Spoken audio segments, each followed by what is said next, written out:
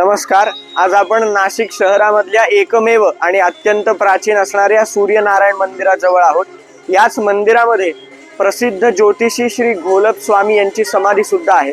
ते औंधच्या राजसंस्थानचे राजज्योतिषी सुद्धा होते आणि ह्याच मंदिरामध्ये येऊन प्रत्यक्ष स्वामी समर्थांनी त्यांना दृष्टांत आणि अनुग्रह दिला.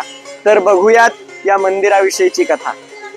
नाशिकच्या रामकुंडाजवळ बाणेश्वर मंदिराच्या शेजारी गंगा गोदावरी मंदिराच्या अगदी जवळ हे प्राचीन सूर्यनारायणाचं मंदिर आहे. या मंदिरात सप्त अश्वावर आरूढ असलेली भगवान श्री सूर्यनारायणाची अत्यंत सुबक मूर्ती आहे.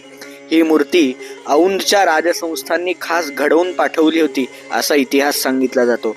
श्री स्वामी समर्थ आणि श्री साईबाबा यांच्या चरित्रामध्ये सुद्धा श्री घोलप स्वामींचा उल्लेख आढळतो. यावरून आपल्याला त्यांचा अधिकार समजेल. आणि खरोखर अशा या मंदिरामध्ये येत्या रथसप्तमीला दर्शनाला विशेष गर्दी होत असते. त्याचं कारण म्हणजे रथसप्तमी हा सूर्यनारायणाच्या उपासनेचा दिवस मानला जातो आणि म्हणून येणाऱ्या रथसप्तमीला आपण नक्की या मंदिराला भेट देऊ. धन्यवाद.